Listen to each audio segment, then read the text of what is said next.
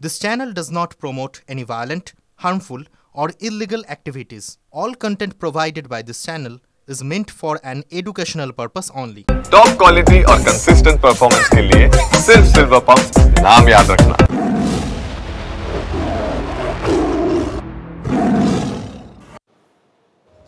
ফিরে এলাম প্রেস কর্নারে। আজ লিমার সঙ্গে আমি দীপ রয়েছি। আরও একবার আপনাদের দেখাবো সেই ছবিটা, মইপিঠে বাঘে মানুষের লড়াই। হ্যাঁ, শুনতে যতটা অবিশ্বাস্য লাগছে, দেখলেও ততটাই লাগবে, কারণ রয়্যাল বেঙ্গল টাইগার, তার মুখে বনকর্মীর মাথা। ডোরা কাটার খোঁজে চলছিল তল্লাশি, আচমকাই এক বনকর্মীর ওপর ঝাঁপিয়ে পড়ে রয়্যাল বেঙ্গল টাইগার। সহকর্মীকে বাঁচাতে লাঠি হাতে ঝাঁপিয়ে পড়েন অন্যান্য বনকর্মীরাও। আপনারা দেখতে পাচ্ছেন সেই বাঘে মানুষের লড়াইয়ের ছবি। বাংলা টেলিভিশন চ্যানেলে এরকম ছবি দেখতে সচরাচর পাওয়া যায় না, তার কারণ রয়্যাল বেঙ্গল টাইগার, তার মুখে বনকর্মীর কার্যত মাথাটাই চলে গেছে।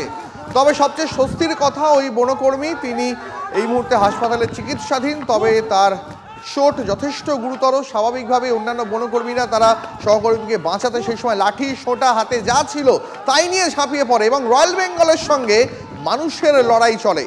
যারা এই ঘটনাকে একদম সামনে থেকে দেখেছেন, মইপিঠের মানুষ, স্থানীয়রা, তারা কি বলছেন শোনাবো। কি দেখলে? বাঘ দেখলুম। কি হয়েছিল? বসেছিল। তো আপনি কোথায় উঠেছিলেন? আমি তো গাছের উঠছিলাম। তারপরে কি হলো বন দপ্তরের লোকের সঙ্গে? তারপর আমি নেমে এলাম। হ্যাঁ, বন দপ্তরের লোকের কি হয়েছে? হ্যাঁ, হয়েছে, এখন তার ইনজোর করেছে, কামড়েছে। কামড়েছে? হ্যাঁ। কি করছিল বন দপ্তরের লোক? হ্যাঁ, লাঠি দিয়ে পিট দিয়ে যাচ্ছিল। তাড়াতে যাচ্ছিল? হ্যাঁ। সেই সময় ওকে ছুটি গিয়ে কামড়েছে। ভীষণ আতঙ্কে তো আছি আমরা, প্রচুর আতঙ্কে থাকি। রাত্রে তো বেরোতে পারি না ভয়ে, বাড়ির মধ্যে থাকি। এই ছেলেপুলে নিয়ে থাকতে হয় তো। আর এই যে বাঘ যে পেরোচ্ছে পরপর কয়েকদিন দেখা যাচ্ছে, এই শীত পড়তে এখন আমাদের এখানে মাসে যে কয়েকবার হয়ে গেল তার বলা যাবে না। এই এলাকার মধ্যে এখানে আমাদের সবে নতুন প্রথমে এই রকম হলো, এর আগে পেরিয়েছে অনেকবার, এসছে চলে গেছে। এবারে কালকের যে পেরিয়েছে, কালকে পারানোর পরে ও আর ওধারে যায়নি, এখানেই থেকে গেছে। হয়তো অবশ্যই ছেলেপুলে নিয়ে সবাইকে নিয়ে আতঙ্কা থাকবো না। একটা তো জন্তুর বলে জিনিস তো আছে, আমরা ফাঁকে মাঠে বেরোতে গেলে তাদেরকে সাবধান করে রাখতে হবে না? ভয় না থাকলে কেমনি এমনি এত দূর আসি আমরা। দেখো দীপ, আজকের এই ছবিটা দেখার পর একটা কথা ভীষণ মনে হচ্ছে, এমন নয় যে আমাদের রাজ্যে বিশেষ করে দক্ষিণবঙ্গের দিকে এই ছবিটা দেখা যায় না, কিন্তু তখন মানুষ নিজেদের রুজি রোজগারের জন্য কাঁকড়া ধরতে বাঘের ডেরায় পৌঁছে যায়। আর এই ছবিটা ঠিক তার উল্টো, বাঘ মানুষের ডেরায় পৌঁছে এসে কিন্তু আক্রমণটা করছে। সেখানে তারা পৌঁছে যেতে বাধ্য হন, কারণ তাদের রোজগার করতে হবে, কাঁকড়া ধরতে হবে, মাছ ধরতে হবে। কিন্তু এক্ষেত্রে কিন্তু তাই নয়, বাঘ আমরা বারবার এই প্রশ্নটাই তুলছি যে কেন লোকালয় চলে আসছে, বাঘের সংখ্যা বাড়ছে, যেটা বনকর্মীদের কাছে একটা পজিটিভ দিক স্বাভাবিকভাবেই, কিন্তু বারবার লোকালয় কেন চলে আসছে, এই দিকটা নিয়ে আমরা আলোচনা করেছিলাম এক্সপার্টদের সঙ্গে। বন্যপ্রাণ বিশেষজ্ঞরা কি বলেছেন শুনবো এক এক করে।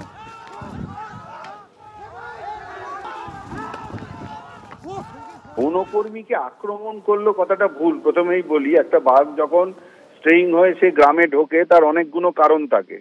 বারবার মইপিঠের ওইখানে বাঘ ঢুকছে, তার কারণ আমার ধারণা ওখানকার যে সমস্ত স্থানীয় লোকজন যারা মাছ কাঁকড়া মারতে জঙ্গলে যাচ্ছেন বা জঙ্গলের আশপাশে ঘুরছেন, তাদের থেকে যে নাইলন নেট ফেন্সিং নিশ্চয়ই কম্প্রোমাইজড হচ্ছে। এই নাইলন নেট ফেন্সিংটাই একমাত্র উপায় বাঘকে জঙ্গলের মধ্যে সীমাবদ্ধ রাখা। আমার ধারণা এই কাজ কোনো না কোনো জায়গায় কোনো ফাঁক থাকছে, কোনোভাবে নাইলন নেট ফেন্সিংটা কম্প্রোমাইজড হচ্ছে। এই কারণের মধ্যে বাঘ বারে ওই এক জায়গায় ঢুকছে এবং সেখানকার র্যাপিড রেসপন্স টিম যেভাবে প্রত্যেকবার বাঘকে ইন্টারসেপ্ট করছে, তার মানে এই নয় যে প্রতিবারই বাঘ আসবে, সহজে তাকে ধরে নেওয়া যাবে, তারপরে তাকে আবার জঙ্গলে ছেড়ে দেওয়া যাবে। এটা তো পুরো ওয়াইল্ড লাইফ, এটা এরকম ভাবে প্রেডিক্ট করা যায় না।